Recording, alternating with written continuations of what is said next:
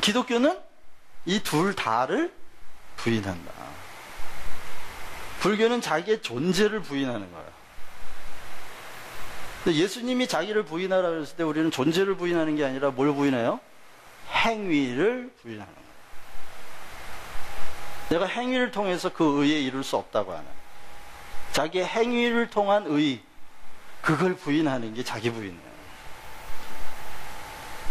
그러니까 불교와 기독교는 완전히 극에서 극으로 가 있는 거예요.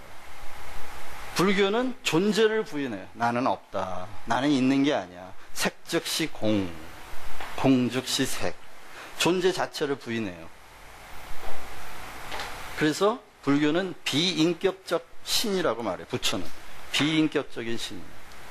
우리가 믿는 하나님은 영원한 인격이신 하나님이에요. 영원한 인격이신 하나님.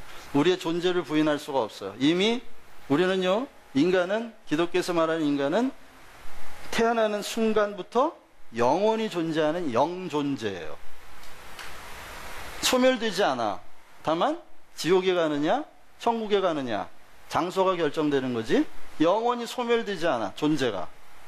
존재는 영원히 영속적으로 있어요. 여기 있는 거예요.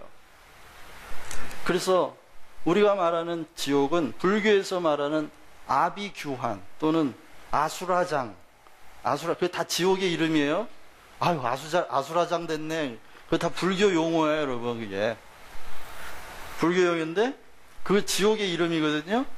뭐 아수라장 아시죠? 뭐가 아수라? 막 지저분하고 막 온갖 불이 타고 막 다 재가 돼버린, 폭탄 맞아서 완전히 터져버린 그런 곳에서 영원히 산다는 거예요. 그 사람들 생각하기. 그러나 우리가 말하는 천국, 우리가 말하는 지옥은 그런 게 아니에요. 존재가 사라지지 않기 때문에 영원한 존재적 허무, 영원한 존재적 어둠, 영원한 존재적 혼란, 그것이 지옥의 본질이에요. 상황과 진리를 구분하라.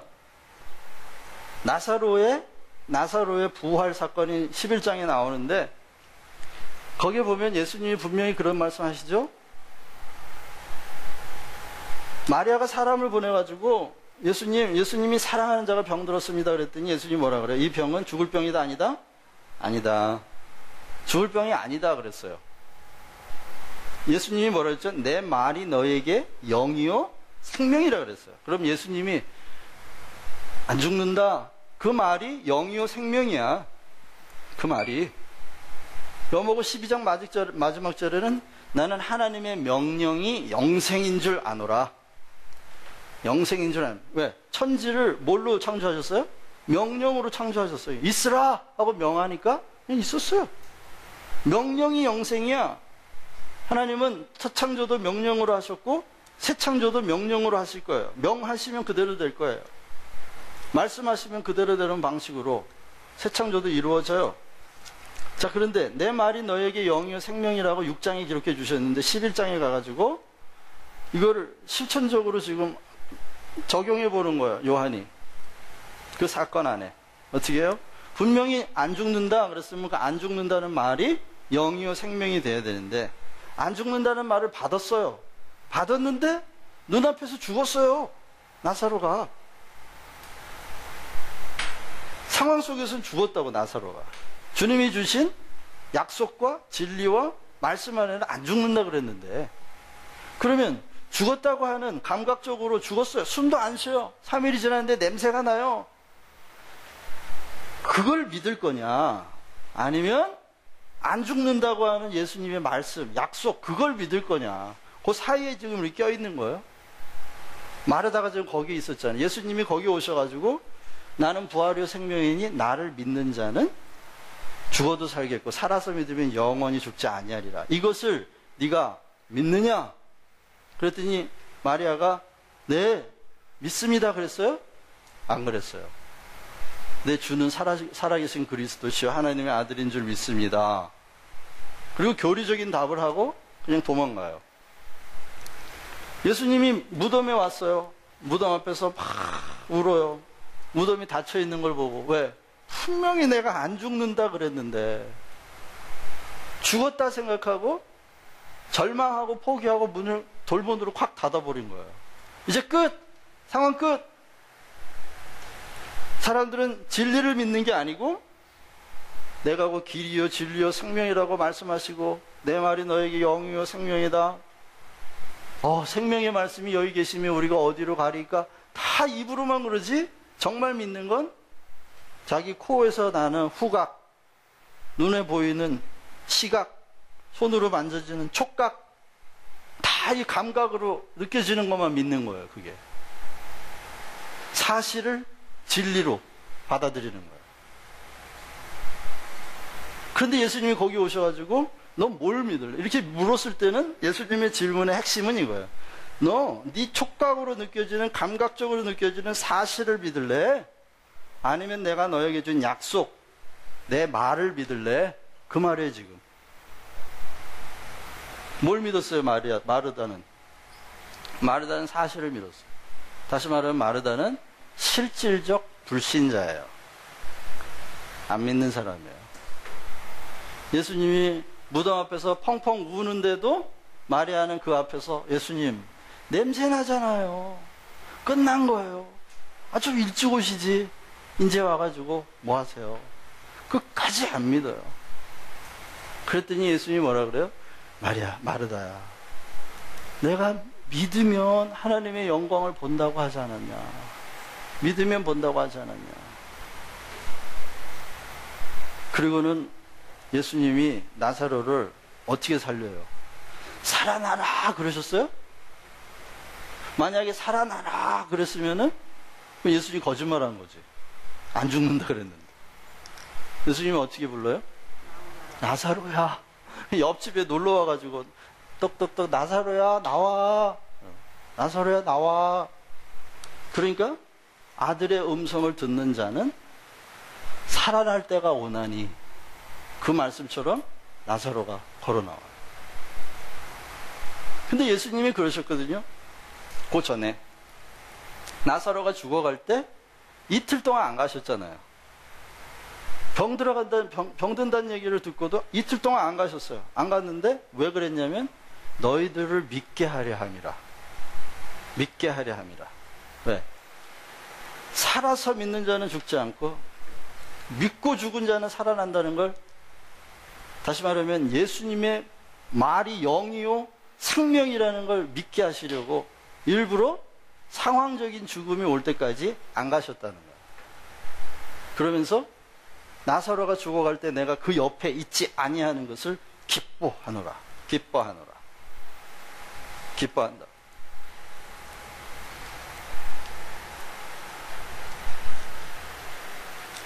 여러분, 기도해도요, 주님이 안 오시는 것 같으면 여러분한테 믿음 주시려고 그래요. 무슨 믿음? 상황을 믿을 거냐? 아니면 주님의 약속, 그걸 믿을 거냐? 믿음의 본질이 뭐라고요? 상황 속에서 경험되면 믿겠습니다가 아니라니까요. 그게 아니에요. 약속이기 때문에 믿겠습니다. 약속이기 때문에. 왜? 하나님의 말씀이 천지를 이루었고 하나님의 명령이 영생인 줄 믿기에 내 감각이 아니라, 사실이 아니라, 상황이 아니라 진리, 약속, 영, 하나님의 말씀을 믿겠습니다. 분명히 나한테 복 주신다고 했는데 사업이 망했어. 하나님이 나한테 복 주시겠다고 하는 약속을 버릴 거예요? 왜? 하나님이 주시는 복은 뭐라고요? 어디에 속했다고? 하늘에 속한 신령한 거다. 그걸 자꾸 눈에 보이는 세상에서 그 복 주신 걸 그걸로 확인하려고 그러면 마르다하고 똑같은 사람이에요. 마르다하고. 그런데 마르다가 믿게 하려고 어떻게 하셨다고요? 이틀 동안 안 가셨어요. 언제까지 기다리신 거예요, 주님이? 죽을 때까지. 상황 종료, 더 이상 인간의 힘으로는 아무것도 할 수 없는 상황이 될 때까지 기다리셨어요. 왜?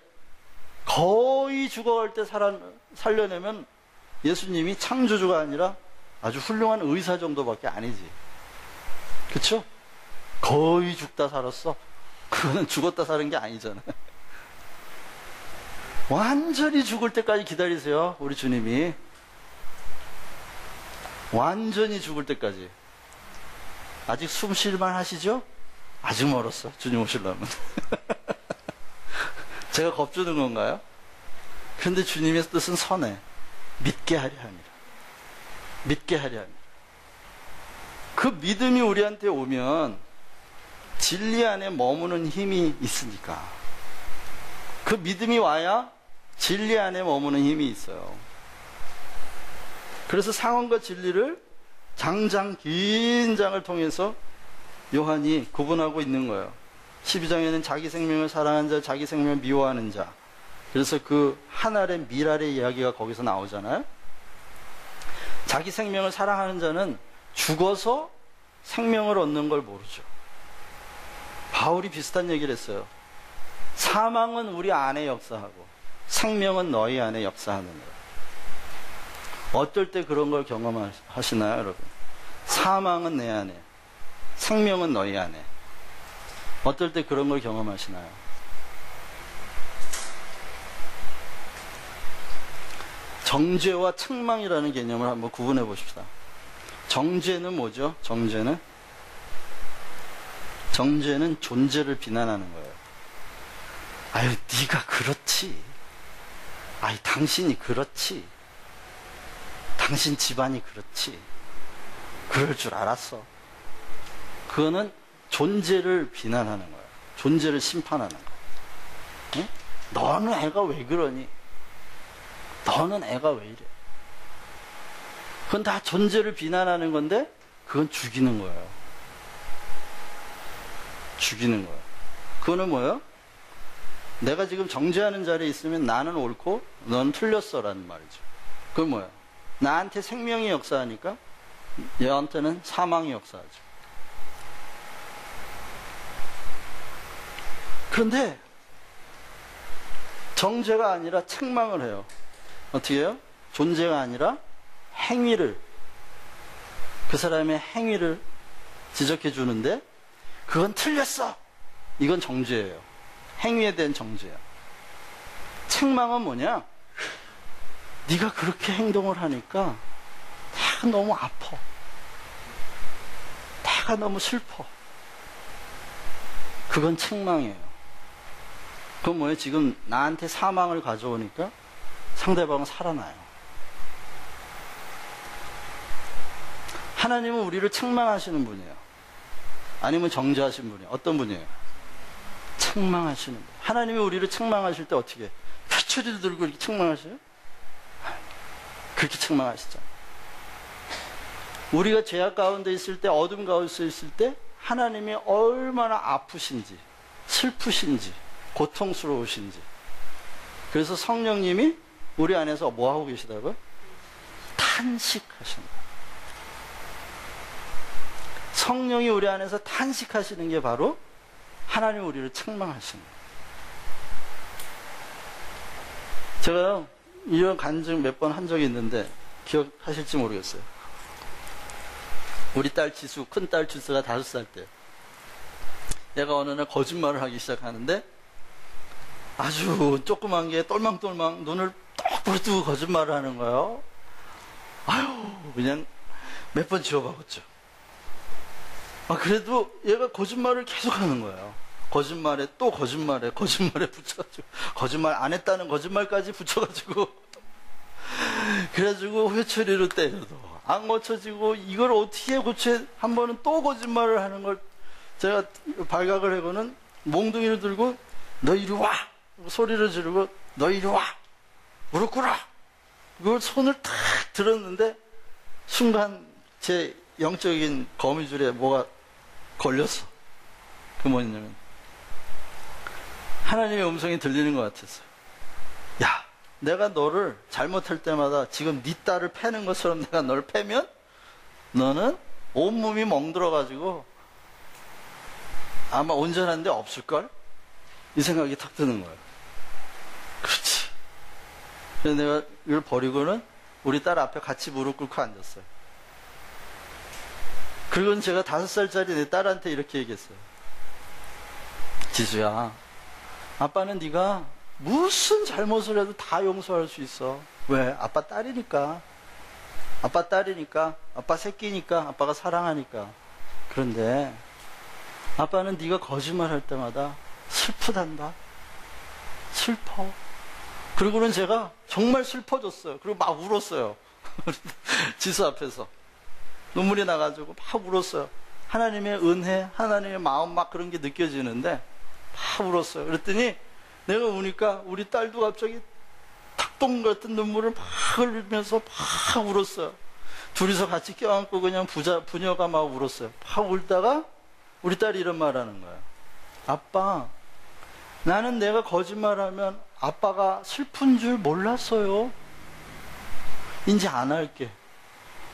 그날부터 거짓말 안 해요. 제가 그때 율법과 은혜가 뭔지 얼마나 분명하게 깨달았는지 몰라요. 이게. 너 잘못했어. 너 왜 그래? 이거 정죄예요. 안 고쳐져요. 그런데 그 아이의 잘못된 행동이 나를 얼마나 아프게 하는지, 나를 어떻게 슬프게 하는지, 이게 아이 메시지예요. 에우 메사쟁이라고. 에우 메사쟁으로 여러분의 감정을 표현할 때 내 안엔 사망이 역사하는데요. 그 말을 듣는 사람은 생명을 얻어요. 그게 그게 진정한 사랑이기 때문에 그 사랑을 통로로 생명이 내 안에서 그에게 흘러들어가는 거예요. 살아나요. 스스로 내면의 힘을 얻어 잘못된 것을 버릴 내면의 힘이 생기는 거예요. 여러분, 자기 생명을 사랑하는 자, 자기 생명을 미워하는 자, 죽어서 미랄이 되는 거, 이게 무슨 뜻인지 여러분 깊이 묵상하실 수 있어야 돼요. 그게 기독교예요. 그리고 또 요한복음에는 7가지 예수님이 생명이라는 고백과 묘사가 있는데, 생명의 떡, 세상의 빛, 양의 문, 아까 생명을 생명을 갖게 하는 선한 목자 얘기 들었죠? 부활, 생명, 길이요 진리요 생명, 나는 참 포도나무여 너희는 가지니 붙어있으면 열매를 저절로 맺는다. 그것도 생명과 관련된 개념이에요. 생명과 관련된 개념에 예수님의 고백과 예수님에 대한 묘사와 고백이 7번, 7이 무슨 숫자라고요? 완전수. 다시 말하면 예수가 완전한 생명이라는 고백이 있어요. 그래서 예수가 바로 창조주다 하는 고백을 그렇게 큰 소리로 외치고 있는 거고, 그가 창조주이기에 우리를 새 창조로 구원해 내실 구세주다. 그래서 십자가는 모든 세상의 모든 혼돈과 공허와 어둠을 쥐고 가심으로 이제 더 이상 온 세상에 새 창조를 막을 것이 없다. 안식 후 첫날 부활하심으로써 창조의 완성, 그 새 창조의 시작을 선포하시는 책이 바로 요한 복음입니다. 그래서 여러분, 창세기를 이렇게 창조적으로 미래를 내다보면서 해석하시고, 성경이 우리에게 주는 모든 메시지는 과거의 일이 이미 예수 그리스도 안에서 끝났고, 이제는 그 창조주 하나님을 일상 속에 초대해서 우리의 미래를, 하나님과 나와의 관계를 내 존재의 집으로 삼고 미래를 도모하라는 거예요. 그러니 여러분과 제가 늘 과거에 사로잡히고 이미 지나간 일에 사로잡혀서 창조주 하나님과의 그 관계를 퇴색시키는 일은 믿음이 없는 거예요. 꼭 기억하시고, 요한복음이 우리에게 그렇게 반복해서 보여주는 이런 대조들, 이런 것들이 우리 안에 깊이 묵상이 되고 개념화돼서 영적인 이런 거미줄이 쫙 쳐져가지고 삶 속에서 순간순간 하나님이 우리에게 걸려들게 하시는 생활 속에서 발견하는 진리들이 양식이 되어 여러분과 제가 함께 성장하는 주사랑교회 성도들 되기를 주님의 이름으로 축원합니다. 기도하죠. 하나님 아버지,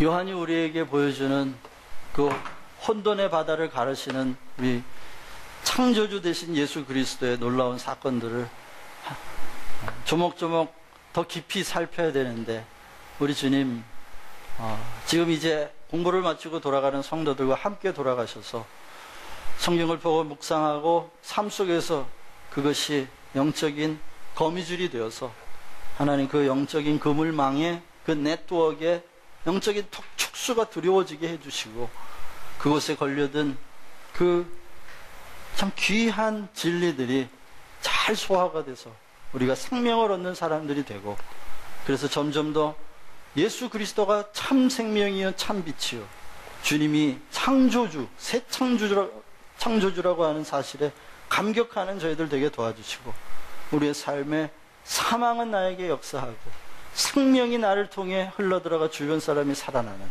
귀한 역사들 경험하게 하셔서, 기독교가 절대의존 감정이 아니요 현실이요 생명 사상이요 빵보다 더 절박한 현실인 것을 깨닫는 저희들 되도록 함께 해주시기를 간절히 바라고 합니다. 더운 시간, 바쁜 시간 쪼개어서 왔다 가는 성도들 주님 깊이 위로해 주시고 동행하실 줄 믿고 감사드리며 예수님 이름으로 간절히 기도합니다. 아멘. 네, 수고하셨습니다. 네.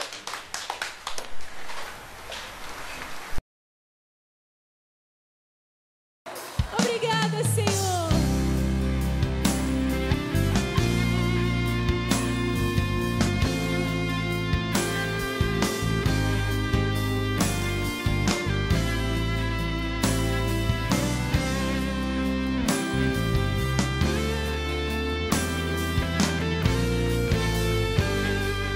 Desde a antiguidade não se viu, nem jamais se ouviu